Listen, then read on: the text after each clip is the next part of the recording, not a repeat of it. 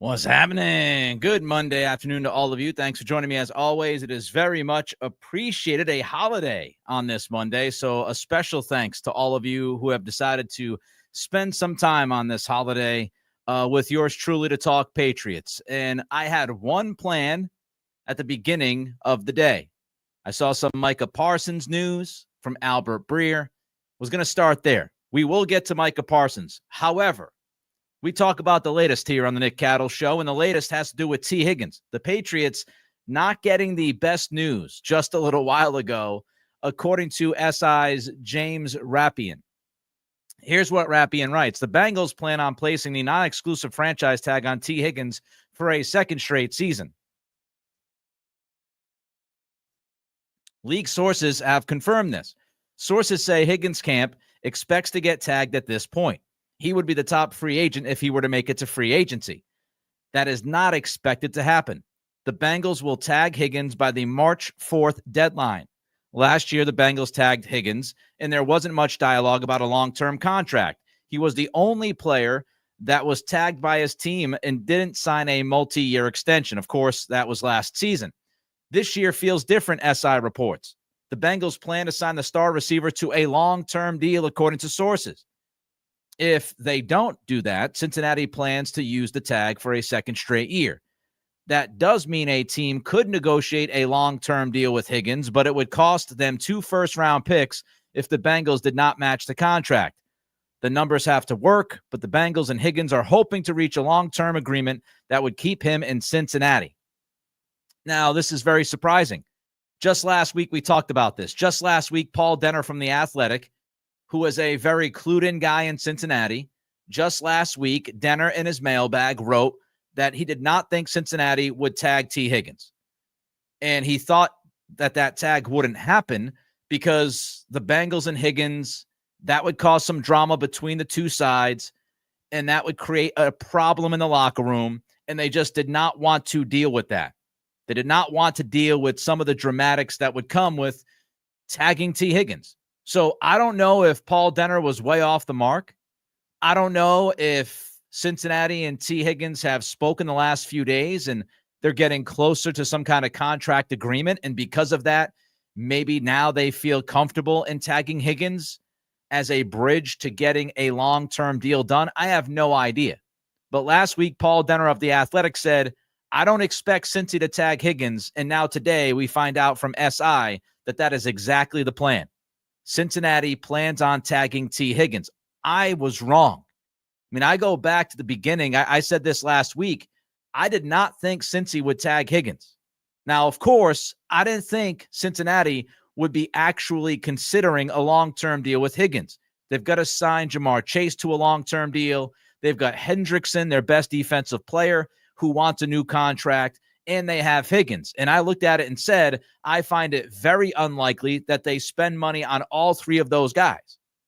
And since you have Jamar Chase, who you have to sign, keeping Higgins would be an embarrassment of riches when considering your best defensive player is looking for more money.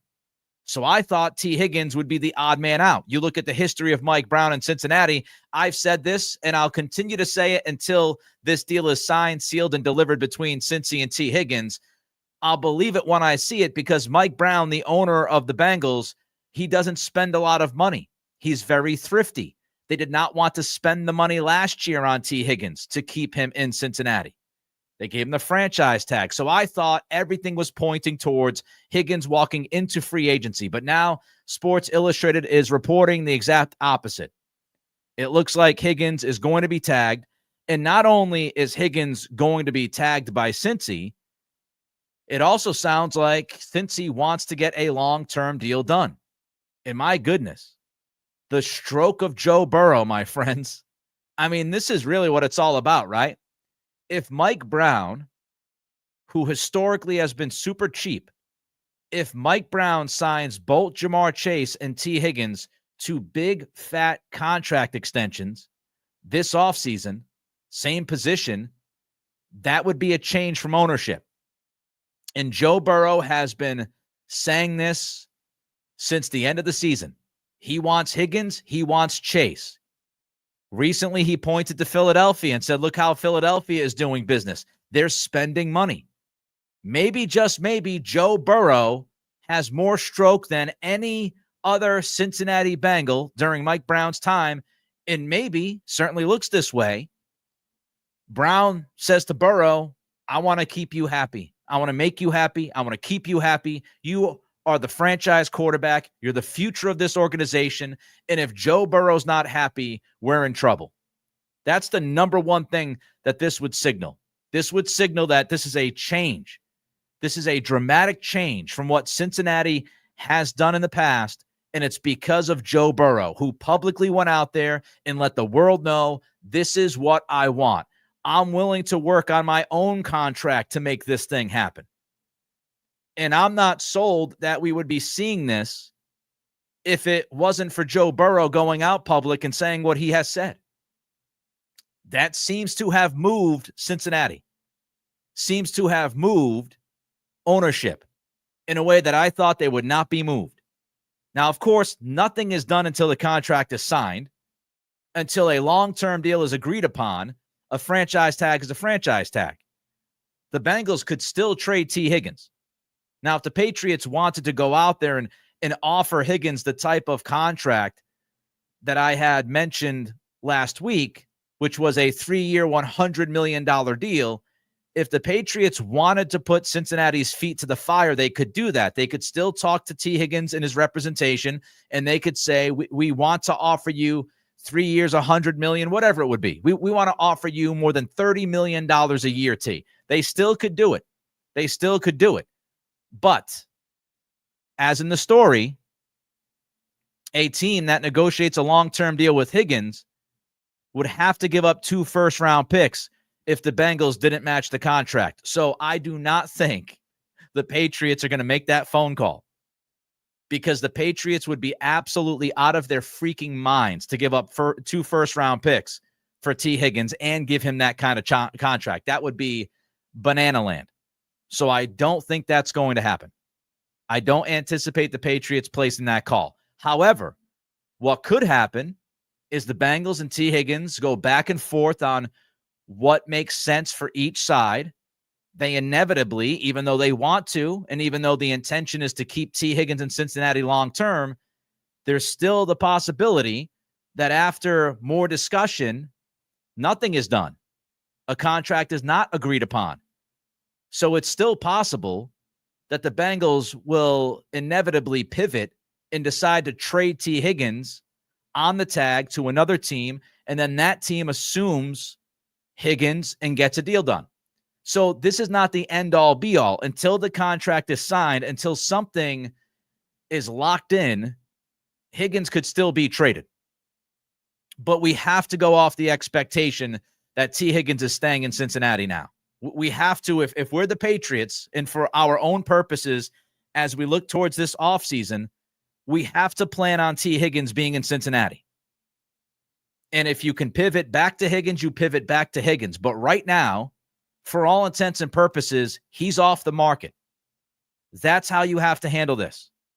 You have to look at this and say, T. Higgins is going to be a Bengal. So now, if you are the Patriots, what do you do? How do you handle this? The shock of Mike Brown paying both Chase and Higgins is wearing off. What do you do? Where do you go? What is the pivot? Talk about that in a minute or so, but don't forget to help us out. Click that thumbs up as you watch us on YouTube. That's how you help. Of course, more thumbs means more likes. More likes means more eyeballs. That's how we take advantage of the YouTube algorithm. So don't forget to click that thumbs up. It takes a second of your time, doesn't cost you anything. Also, throw a comment in. We can look at Corey D says Higgins, Cup, or Brown, listing some names. We can look at Little Nugs with the flex and the thumbs up. Thank you, Little Nugs. Don't forget to comment. How do you feel about this news? Reportedly, Cincinnati is going to franchise tag T. Higgins. Throw a comment in, because the comments also help us with the YouTube algorithm. So don't forget to like, don't forget to comment, and also don't forget to subscribe. Our goal is for 6,000 subscribers by free agency. We've got about 3 weeks before free agency hits. We are like 10 subscribers away from hitting our goal of 6,000. So if you like what we do here, even if you hate watch, don't forget to subscribe. Like, comment, subscribe. That's how we continue to build this community. I appreciate every single one of you who take your time out to watch and listen to the content, enjoy the product. Or again, if you hate watch, hate listen to the product, I still appreciate you because you're helping support the show. So don't forget to like, comment, and subscribe. We're less than 10 people away from 6,000 subscribers. Let's get it done. All right, before I get to some thoughts or back to some thoughts on Higgins, Head Huncho 757, $10 super chat. Thank you for the 10. Love the podcast. How do you feel about the Pats trading the 4 pick for Garrett Wilson? I would say, and of course he says if Hunter and Abdul Carter are off the clock, or off the board rather, if I'm on the clock and I have the 4th pick, I'm not trading the 4th pick for Garrett Wilson. I like Garrett Wilson, but he is not, to me, he's not a top, 5 guy. If I'm trading the 4th pick overall in the draft, I'm looking at the Justin Jeffersons of the world, the CeeDee Lambs of the world, and I still am not totally sold that I would trade the 4th pick in the draft for a wide receiver. I wouldn't be in love with that idea. Now, would I trade the 4th pick for an edge rusher, an offensive tackle, a bona fide tackle? I would look at that before trading for a wide receiver. I don't think Garrett Wilson is in that class, though. I would not make that deal, Head Huncho. If the Jets called and said, we want your 4th pick for Garrett Wilson, I'd say thanks, but no thanks. You can have my, 2nd round pick this year and another pick this year and another pick next year. I'm not giving that top 5 pick away for Garrett Wilson. Greg Fields jumps in with a $50 super chat. So close to 6,000. Yes, we are. We are so close to 6,000 subscribers. I can feel it. I don't want to be too confident. I feel pretty good about our chances of hitting 6,000 subscribers by free agency, which I know free agency day is like March 12th, but it's really March 10th because that's when teams tamper, and that's when we get a bunch of tweets about who has agreed with who. Greg, thank you for the $50 super chat. A ton of support. You support the program all the time. You also support the Patreon page. Can't say enough. Thank you for the generosity, my man. That is showing up big time. Thank you for the 50. Derek Irish jumps in with a $2 super chat. Christian Kirk for a day 3 pick. He's an option. He's an option, Derek. Now, I don't know if you would consider Christian Kirk a number 1. I wouldn't. But if you're just strictly looking to improve your wide receiver room, Christian Kirk is a name that you could certainly look at. I think he's better than pretty much anybody else you have on this roster. So I do think Christian Kirk is a reasonable player to consider if you're the Patriots. And I don't think, as you said, a day 3 pick, that sounds about right. I don't think Christian Kirk would elicit any bigger of a deal. So Christian Kirk is absolutely somebody who should be on the radar and who I would imagine is on the radar. All right, let's look at who else could be on the radar, what this means for the Patriots. T. Higgins, you assume he's going to stay in Cincinnati now. You assume it's done, it's over, he's staying in Cincinnati. So what's this mean for the Patriots? Well, you look at other free agent wide receivers. Other free agent wide receivers have question marks, right? Chris Godwin. I love the idea of Chris Godwin, but he's coming off of a serious ankle injury that cost him a lot of the season in 2024. He had significant surgery. He also tore his ACL a few years ago. So how confident are you that Chris Godwin is going to be healthy enough to really impact your football team? I don't know. I don't know what the medicals say. I would be interested in Godwin, but I don't know if you go, head over heels for him given the injury stuff. Amari Cooper. Now, before this past season, I would have been interested in Cooper. He went to Buffalo, didn't necessarily look great with the Bills, so I don't know if you're willing to pay a ton of money for Amari Cooper. I don't know if you'd have to pay a ton of money for Amari Cooper. If you're telling me Amari Cooper could be your second receiver, third receiver, then I would absolutely kick the tires. But Amari Cooper can't be the quote-unquote plan A at wide receiver. Stephon Diggs coming off of ACL surgery. Another bigger name, another guy who has produced, but he's getting older, and he just had ACL surgery. So does he want to stay in Houston, make the best of that situation? Again, I would look into Diggs, but I wouldn't go crazy to sign any of those guys. I would be willing to go probably a little bit more for Chris Godwin, but all of them have significant questions surrounding them. And I think that if you sign one of those three guys I just mentioned, you better have some kind of backup plan. And you also have to consider something long-term with somebody else, because I don't think you can bank on Godwin, Cooper, or Diggs to be an impactful player beyond a year or two. So those are the free agents. Those are the guys that you're really looking at. I mean, we can look at Darius Slayton, but I'm talking about cats that have been a number one receiver, or at least close to being a number one receiver. Godwin has been right there along with Mike Evans. Cooper obviously has been a one in his history. Stephon Diggs obviously has been a number one. There are other guys depth-wise that make some sense. I do like Slayton as a possible three, but I'm just looking at ones because that's what T. Higgins was going to be. You were going to pay T. Higgins the kind of money that tells the world he is a number one bona fide alpha wide receiver. So what are your other options now? You can trade for a vet. Cooper Kupp, we talked about him. I'm fine with trading for Cooper Kupp, but he's not a number one. Deebo Samuel's been out there. A lot of wear and tear. Not the same guy as he was a few years ago. Deebo Samuel is not a number one wide receiver. So you look around, Head Huncho jumps in again and brings up Devontae Adams. You could look at Devontae Adams. I would kick the tires. But Devontae Adams, of course, has a very sketchy history with Josh McDaniels. Would he be able to get beyond that? Would he want to work with McDaniels? Would Adams want to go live on the West Coast like he wanted to when he left Green Bay? He mentioned returning to Green Bay. Like, where does he want to go? Does he want to play for a contender? I would imagine the Jets are going to cut him. So it will be Adams' choice. Will Devontae Adams want to come to New England? I doubt it. I doubt he'd want to be here. Now, there are other trade targets, right? Guys that you could trade for. DK Metcalf.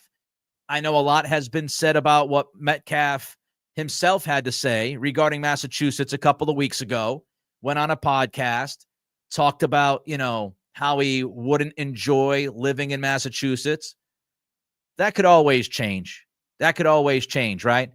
If you offer him a ton of money, trade for him, he might be just fine with Massachusetts if you're willing to fork over the money. The bigger issue with Metcalf is that the Seahawks, if you look at what they said last week during the press conference of Clint Kubiak, their new offensive coordinator, Kubiak and their head coach, Mike McDonald, talked about making Metcalf the offense, that he was going to be the heart of the offense. So it doesn't sound like Seattle is planning on trading DK Metcalf anytime soon.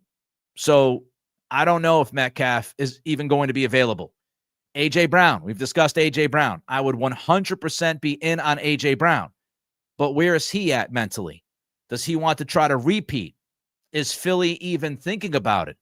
The only way that A.J. Brown gets traded is if A.J. Brown makes it clear he wants to be out.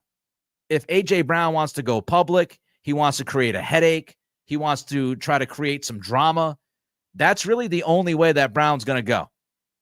Because if you're Philadelphia, you don't have any urgency to deal him. You just won the freaking Super Bowl. So if A.J. Brown wants out, then absolutely I would be all in on having that conversation. He fits the need.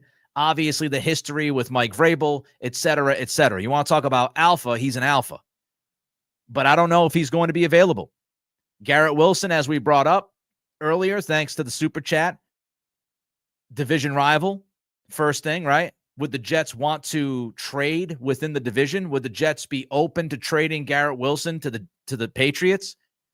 Now you got to play him twice a year, and you might just create some kind of awful situation with your fan base because they're sick and tired of watching Garrett Wilson shred them. So I don't know if the Jets would be open to trading Garrett Wilson to the Patriots. Also, with Aaron Rodgers gone, it would seem like it's more likely Garrett Wilson stays in New York now, because the biggest issue for Wilson was Rodgers. And so with Rodgers out, Adams likely out, I don't think the Jets are looking to get rid of Garrett Wilson. I think Garrett Wilson is their number one receiver in their eyes for the next 7, 8, 10 years. So with Rodgers leaving the Jets, I would say it's more likely that Wilson stays with the Jets and inevitably does not end up getting traded. Higgins was no guarantee. He was no guarantee for the Patriots. There was no guarantee that the Patriots were actually going to be able to sign him. I said a couple of weeks ago, I thought it was unlikely the Patriots would sign him. I was looking at the Chargers. I was looking at some other teams that have space that are, contenders right now. Those teams made more sense for T. Higgins, but it was always possible they could sign him if they offered him the bag. But it was no guarantee. But taking him off the market officially, if he gets this tag from Cincy and they're working on a long-term deal, obviously he is one less option for the Patriots as they try to fill this huge need at wide receiver, one less option for them. And a lot of people thought he was the sexiest option. I thought he was one of their best options because you didn't have to trade any assets for him. You just had to pay him. So this absolutely hurts the Patriots. And it's a reminder that free agency is tough. Breaking news, folks. Free agency is tough. It's very difficult to build your team off free agency because, number one, who's available? Number two, why are those guys available? Usually you have questions. We just went through some of them with the receivers like Godwin and Cooper and Diggs. A lot of times you have legitimate questions about the free agents that are available, and that's why the teams have not, locked them up because they've got questions. So free agency is difficult. And not only do you have to get to who's available, why are they available, you have to inevitably sell the guy on your opportunity, which we know is difficult for the Patriots to do, given they've had back-to-back 4-win seasons, the Massachusetts taxes, the weather, all of that stuff. So who's available? Why are they available? And then you have to sell whoever is available if you're okay with why they're available. It's really about the draft. When we talk about the building of this football team for the long term, doesn't mean you don't go after free agency. You absolutely go after free agents and try to sign guys that can impact your team. But if you're banking on free agency to be the difference maker, most of the time you're going to end up dead wrong. Look at Tennessee. Tennessee spent all sorts of money. They brought in big name guys last year, and it failed. All right, don't forget to like, comment, and subscribe. I want to get to the latest on Micah Parsons, one of the best players in the NFL. Certainly sounds like they are available. I'll get to Parsons in just a couple of minutes. First, let me hit some super chats. Anonymous with a $20 super chat. Really enjoy the podcast. ... Great job. Well, thank you, Anonymous, for the $20 super chat and the support, my friend. You have supported us for a long time, so I never overlook that. I appreciate it. You also help us on the Patreon page as we talk about other stuff within Boston sports, some extra exclusive Patriot stuff as well over there at the Patreon for $5 a month. Anonymous helps us over there as well and chips in for that content. So thank you, Anonymous. The New England Patriot Kid with a $5 super chat. Tom Grassi is doing a charity stream for fallen Patriots. Pats Nation should check it out. Love your show, Nick. Well, thank you. Look, any charity stream that we could talk about, I'm all for it. So check out the charity stream for fallen Patriots that Tom Grassi is apparently doing. Thank you, the New England Patriot Kid, for the $5 super chat as well. Appreciate you. Go check that out when you have the opportunity to. All right, let's get to Micah Parsons, because it certainly sounds like Micah Parsons is available. Now, why do I say that? Here's what Burt Breer wrote today at the MMQB. There's been enough noise on Micah Parsons' relationships inside the Cowboys building over the last year to put anyone's radar up for a trade, with Parsons potentially commanding $40 million per year on a second contract. If you're willing to pay that, plus high-end picks for a uniquely talented defensive star, I'd give Dallas a call. So the translation of that, to me, The translation of what Burt Breer wrote today is that Parsons is available. The relationships inside the building with the Cowboys, the fact that he wants upwards of $40 million a year. And if you're willing to pay that, as Burt wrote, he would give Dallas a call, which means Dallas is picking up the phone. Dallas is picking up the phone if you call on Parsons, which means he's available for the right price. He's available. The Cowboys would be open to trading Micah Parsons. And Burt is well-sourced in Dallas. He worked down in Dallas, so he's got a lot of connections in Dallas. I feel like if Burt is writing this, he's got some pretty good information that the Cowboys are at least willing to listen to offers for Micah Parsons. And Micah Parsons is one of the best football players in the league, offensively, defensively, whatever. He's one of the best players in the NFL. Hands down, one of the best players in the NFL. And if I'm the Patriots, I 100% place a call. I think you would be irresponsible if you run an NFL front office and you find out that Parsons is available. It would be irresponsible. It'd be malpractice to not pick up the phone and call Jerry Jones. It'd be nuts not to do. I mean, at least pick up the phone. Pick up the phone and find out what it would take. I would absolutely make that call. Whoever's making the call. We know Mike Vrabel's going to have final say. But whoever's making the first call, whether it's Elliott Wolf or Ryan Cowden or Mike Vrabel himself, whoever makes that call, you make the call and you ask. You at least ask Dallas, what do you want? Is Micah available? Get that answer. And if Dallas says yes, Micah Parsons is available, then you absolutely ask what it would take to acquire Micah Parsons, because players like Parsons don't become available very often. We're talking about a defensive player of the year type guy. I mean, you want to talk about impact. You could argue he's one of those quote unquote generational players. That's how good Micah Parsons is. And we know this Patriots roster, they need desperately blue chip players, top tier talent. Christian Gonzalez is a blue chip guy. Christian Barmore, fingers crossed, he comes back from the blood clot situation, is a blue chip guy. Drake May is a blue chip guy. Beyond that, tell me who else would be considered blue chip on this roster. The Patriots need top end talent, and Micah Parsons is a top end talent. He is blue chip. And when we talked about Myles Garrett will play most of the 2025 season as a 29-year-old. Parsons turns 26 in May. So we're talking about somebody who is smack dab in the middle of his prime. Blue chip player, smack dab in the middle of his prime. And he fills a huge void. Defensive edge is one of the biggest needs for this football team. You could look at receiver. You can look at tackle. Edge does not fall below 3. You could put edge at 1. You could put it at 2. You could put it at 3. But no way in hell does edge fall below 3 as far as needs for this football team. So you've got a guy who you could deem generational, who is turning 26 in May and fills a major need for your football team. Again, it would be irresponsible. It would be negligence if you don't pick up the phone and call Jerry Jones and ask what he wants from Micah Parsons. I would 100% make that call. Parsons would be a great fit for Mike Vrabel and Terrell Williams' defense. Mike Vrabel's defense relies more on the pass rush. They want 4 guys up front that can get to the quarterback. They're more aggressive in their pass rush. Somebody like Parsons is a perfect fit for what Vrabel and Williams want to do on that side of the football. Athleticism for days.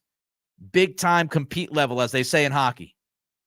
So Micah Parsons would be a spectacular fit for the Patriots. So yes, you make the call. Now, would you make the deal? Get to that in a second. Before I do, don't forget, click that thumbs up. Don't forget to throw a comment in. Those 2 things help us with the algorithm. And don't forget to subscribe. 6,000 subscribers is the goal. We're less than 10 subscribers away from that goal. We could hit it 3 weeks early if we hit it today on this holiday. So don't forget to like, comment, and subscribe.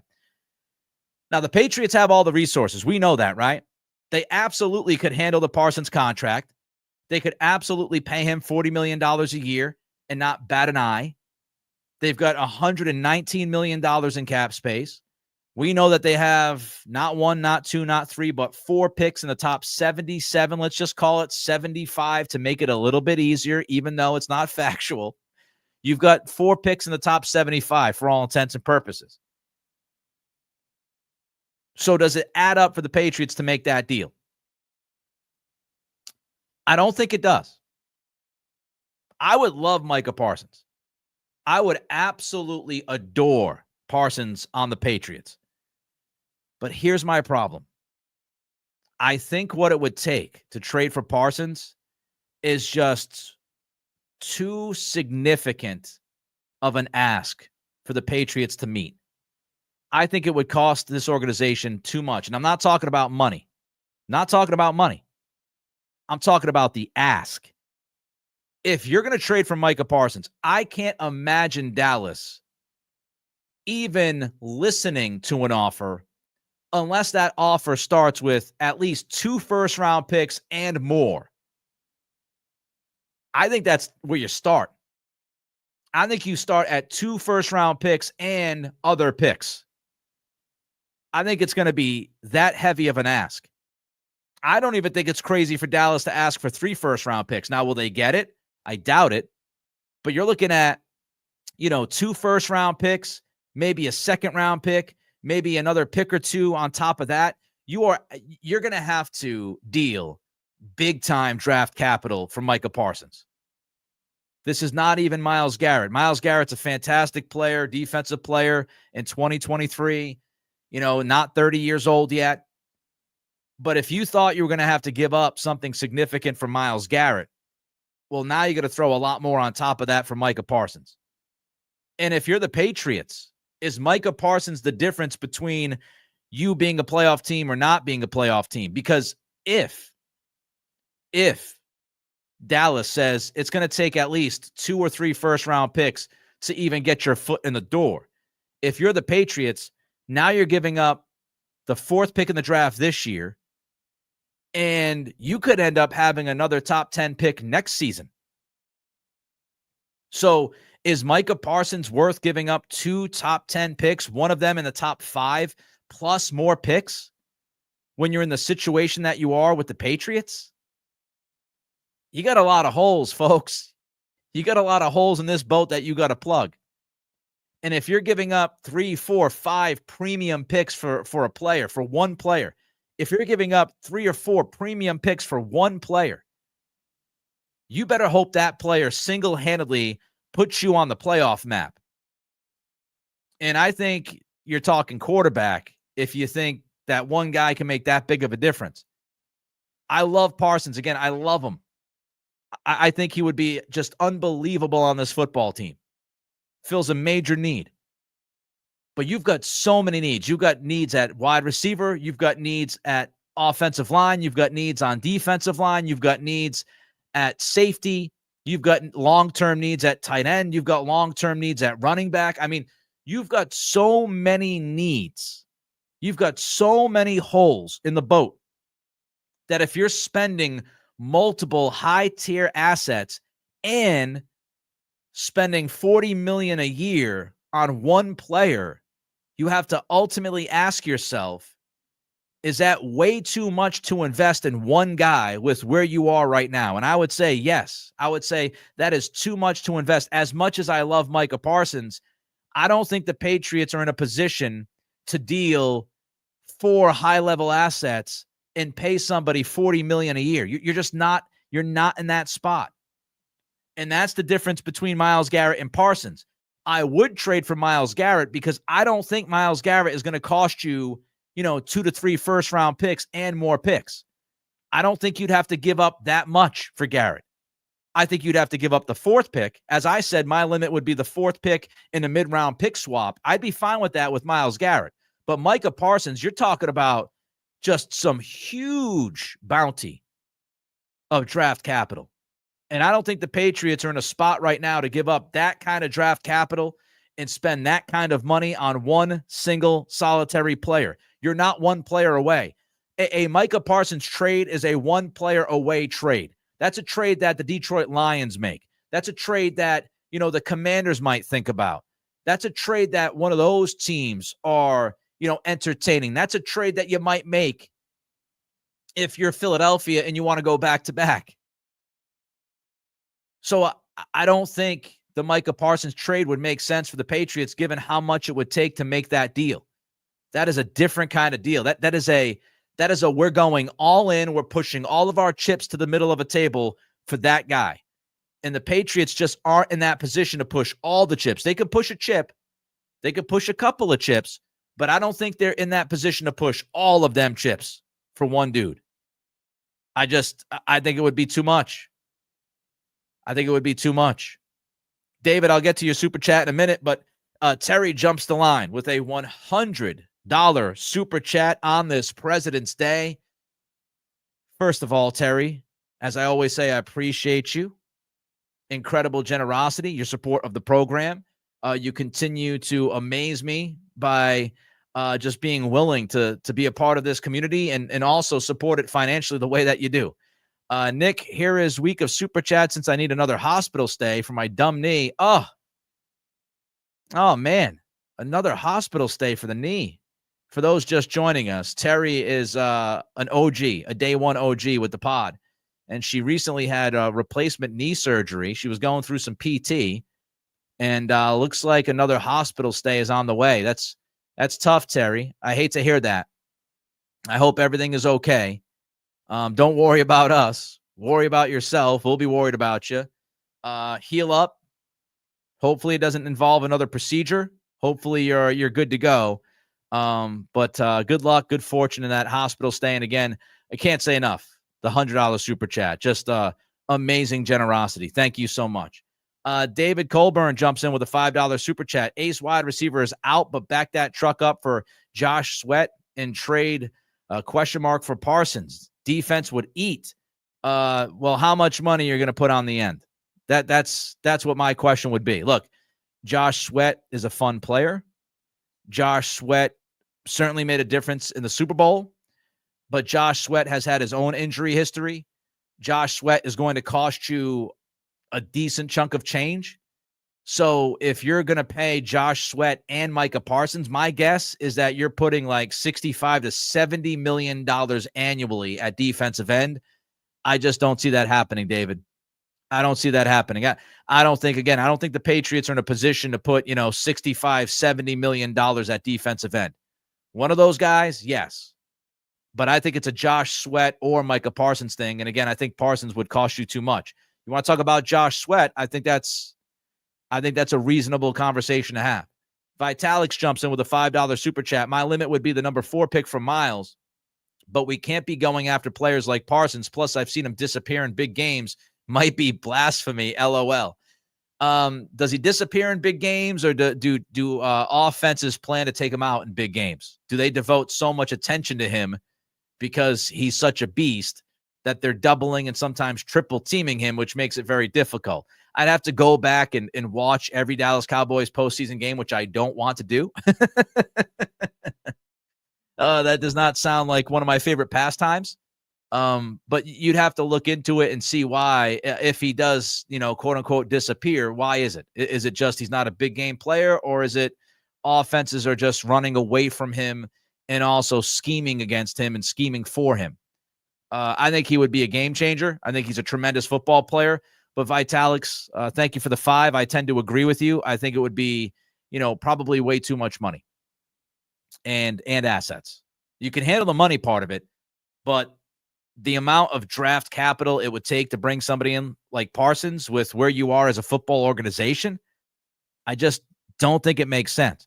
You do know what makes sense, though. Andrew Callahan of the Boston Herald is scheduled to join us. He will join us on Wednesday. So if you're an Andrew Callahan fan, I was on Andrew's podcast, Pat's Interference, last week. We're doing a little bit of a home and home, as they call it. So I was a guest for Andrew's podcast last week. Andrew is scheduled to join us on Wednesday at 3 p.m. live right here on the YouTube channel. And I'll have a bunch of questions for Andrew about this offseason, Really looking forward to that podcast. Andrew is one of my favorite guys to work with. So it should be a very fun and informative podcast on Wednesday with Andrew. So I'm looking forward to that. Can't say enough about all of your support. I mean, it truly means the world to me. Don't forget to do a couple things. Don't forget to click that thumbs up button. It helps us with the algorithm. Click that thumbs up. Don't forget to throw a comment in. And let's get to 6,000 subscribers by Wednesday. Let's get there. Let's get to 6,000. We were less than 10 subscribers away from hitting 6K. Let's get to 6K for Wednesday. All right. Until then, everybody, enjoy the rest of your Monday. Thanks for spending some time with me today on this holiday. And I will talk to you on Wednesday with Andrew Callahan, 3 p.m. Eastern. We'll go live right here on YouTube.